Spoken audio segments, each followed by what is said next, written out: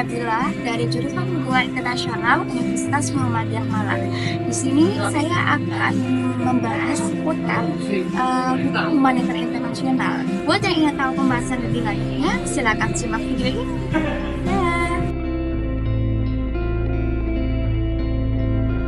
Hukum humanitar internasional merupakan aturan yang berusaha membatasi dampak kemanusiaan dari konflik bersenjata.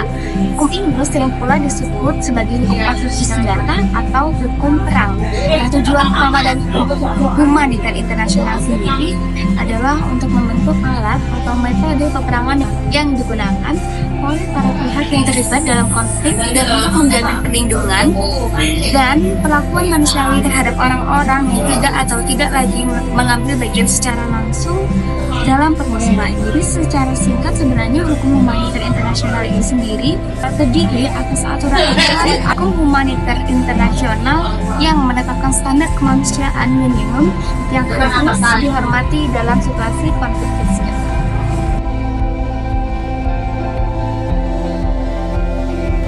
Jadi sebenarnya ketika perang terjadi, hukum humanitar internasional menetapkan aturan yang disepakati tentang bagaimana perang itu harus dilakukan. Negara-negara memang membakar aturan ini untuk melindungi penduduk sipil dari dampak permusuhan. Nah, aturan ini berlaku tanpa memandang alasan untuk berbeda. Jadi sebenarnya prinsip hukum humanitar internasional itu ada tiga, yaitu pembedaan, proporsionalitas, dan tindakan pencegahan atau prinsip kehati-hatian. Nah, prinsip pembedaan sendiri sebenarnya itu mengharuskan pihak-pihak yang bertikai bersenjata untuk selalu membedakan antara penduduk sipil dan kombatan dan antara objek sipil dan sasaran militer. Serangan terhadap sasaran militer termasuk kombatan itu tidak dilarang, sebaliknya penduduk sipil, warga sipil perorangan dan objek sipil tidak boleh diserang. Serangan langsung terhadap mereka itu dilarang, seperti halnya serangan tanpa pandang bulu, yaitu serangan yang menurut sifatnya menyerang sasaran militer dan warga sipil atau objek sipil tanpa pembedaan.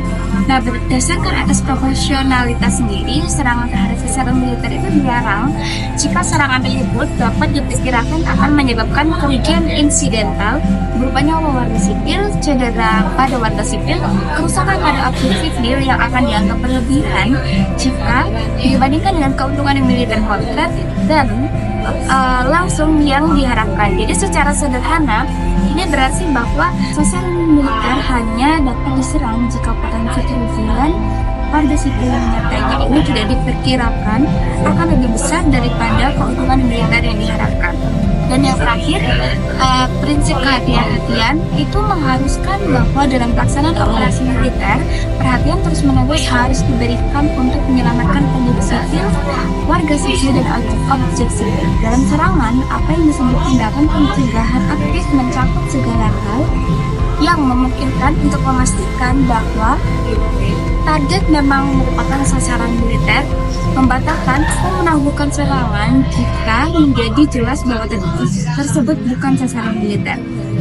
Nah, apa yang disebut tindakan pencegahan pasif mengharuskan mengambil semua langkah yang memungkinkan untuk melindungi penduduk sipil dan objek sipil di bawah kendali seseorang terhadap dampak serangan. Jadi prinsip pembedaan, proporsionalitas, dan kehati-hatian itu saling melengkapi, dan ketiganya ini harus dihormati agar suatu serangan itu dianggap sah. Nah, perbedaan proporsionalitas dan kehati-hatian seperti pada hukum humanitar internasional pada umumnya tidak mengakibatkan terjadinya perang. Jadi ketiga prinsip ini bekerja sama sebagai alat untuk membatasi penderitaan dan kehancuran dengan menguraikan aturan-aturan atau prinsip-prinsip mengenai perilaku permusuhan. Hukum humanitar internasional dapat mencegah atau setidaknya mengurangi dampak perang yang paling menyakitkan.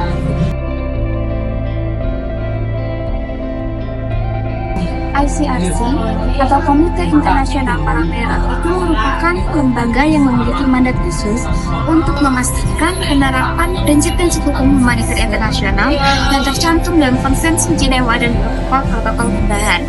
Nah, beberapa kerjasama ICRC itu berperan sebagai pemantau independen dan memastikan pihak-pihak yang terlibat dalam konflik bersenjata mematuhi prinsip-prinsip hukum humanitar internasional, terutama yang terkait dengan perlindungan terhadap warga sipil, tawanan perang, dan korban perang lainnya. ICRC sendiri melakukan kunjungan rutin ke penjara militer dan tempat-tempat penahanan untuk memantau kondisi tawanan perang dan memastikan perlakuan yang sesuai dengan Konvensi Jenewa. ICRC bertanggung jawab untuk menyediakan bantuan kemanusiaan kepada korban konflik, termasuk menyediakan makanan, air bersih, perawatan medis, dan kebutuhan dasar lainnya. Dan mereka juga mendistribusikan bantuan ke area-area yang tidak dijangkau atau di bawah kontrol pihak yang berperang. Nah, setelah ini akan ada video ICRC pembuktian bahwa ICRC ini telah membantu beberapa negara seperti yang akan ditarik pada video selanjutnya, yaitu pada negara Afrika dan Sudan.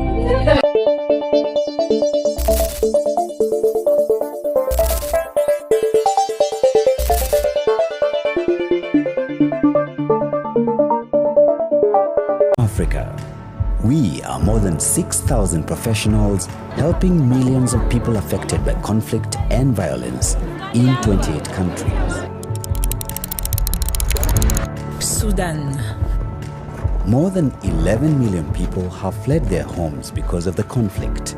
Thousands have been killed and injured, and many are looking for their missing loved ones. أولاد أخواني وعماتي يعني أكثر من 15 ولا 16 نفر مفقود، ما معروف اتجاه وين. In Sudan, South Sudan, Chad, and the Central African Republic, we are helping the most vulnerable reunite with their relatives. We also provide them with food and other forms of support.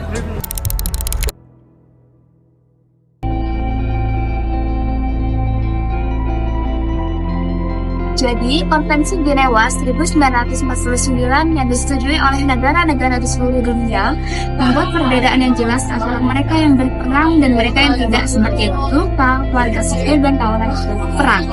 Konvensi pertama melindungi prajurit yang terluka dan sakit. Konvensi ini menjamin perlakuan manusiawi, perawatan medis, dan perlindungan dari kekerasan, termasuk pembunuhan dan penyiksaan. Konvensi ini memastikan pengumpulan orang sakit, terluka, dan meninggal sambil melindungi personel dan fasilitas medis. Konvensi ini mengakui Palang Merah dan bulan salju merah sebagai tanda lokasi yang terlihat.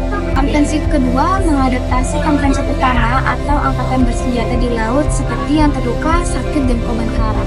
Nah, konvensi ketiga sendiri melindungi tawanan perang, di mana tahanan perang itu harus diperlakukan secara manusiawi dan khususnya tidak boleh dibunuh ataupun disiksa. Mereka tidak boleh menjadi sasaran kekerasan seksual. Nah, perempuan dan tahanan perang lainnya yang menghadapi resiko tertentu mendapat manfaat dari perlindungan khusus. Tahanan perang harus diberi makanan, air, pakaian, tempat tinggal, dan perhatian medis yang memadai. Mereka harus diizinkan mengirim surat ke rumah, dikunjungi oleh ICRC, dan dibebaskan tanpa penundaan setelah penghentian penyusunan aktif. Konvensi yang terakhir ada konvensi keempat, yaitu melindungi warga sipil, khususnya mereka yang berada di tangan musuh. Warga sipil yang dilindungi harus dipaksakan secara manusiawi. Tindakan seperti pembunuhan atau penyiksaan itu tidak pernah diizinkan. Nah, mereka tidak boleh menjadi sasaran kekerasan seksual. Kelompok yang menghadapi resiko itu termasuk perempuan dan anak-anak dilindungi secara khusus. Nah, ketentuan pendudukan harus sebisa mungkin menjamin pasokan makanan dan medis bagi penduduk. Konvensi tersebut memiliki aturan tentang bantuan kemanusiaan dan melindungi warga sipil yang ditahan, termasuk hak ICRC untuk berkunjung. Konvensi harus diterapkan tanpa adanya diskriminasi apapun, misalnya ras, jenis kelamin, kebangsaan, agama, atau pendapat politik seseorang. Sementara konvensi mengatur konflik bersenjata internasional yang terjadi antara negara, seperti pada pasal 3 yang sama dengan konvensi, memberikan perlindungan mendasar dalam semua konflik bersenjata non internasional yang melibatkan pihak negara. Ini penting karena konflik semacam ini tuh sangat mewakili mayoritas, dan ada 3 protokol tambahan juga yang memperluas perlindungan konvensi, seperti pada protokol 1 tentang konflik bersenjata internasional mengatur klasikan prinsip-prinsip utama untuk melakukan pemusnahan di antara perlindungan lainnya. Nah, protokol 2 memuat aturan-aturan penting untuk konflik bersenjata non internasional tertentu, dan protokol 3 mengakui kristal merah sebagai lambang tambahan. Hukum kebiasaan internasional melengkapi perjanjian-perjanjian dalam semua jenis konflik bersenjata. Hukum humaniter internasional juga mendukung kemanusiaan dalam konflik. Nah, hukum ini berupaya mencegah yang terburuk pada saat-saat terburuk. Jadi kalau jika dipatuhi, hukum ini tuh dapat menghindari terciptanya keluhan-keluhan yang tidak dapat diatasi sehingga memudahkan untuk kembalinya ke perdamaian. Setelah ini saya akan menayangkan video singkat terkait Konvensi Jenewa sekaligus menutup pembahasan kali ini. Sekian, terima kasih. Mama, jika ada salah kata. Sampai jumpa. Every time in war, An ambulance isn't held at checkpoint. A wounded person isn't denied treatment.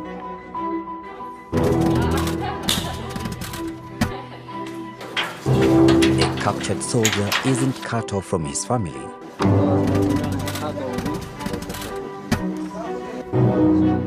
And aid isn't blocked. A warring party is upholding the Geneva Conventions. Amidst the horror of war, it's hard to know the suffering prevented by the Geneva Conventions. But there are the one set of rules All countries in the world have agreed to. that limit suffering in war and reflect compassionate principles from many religions and cultures. Because the path to peace is far more likely When war has been fought within the limits of the law, international humanitarian law.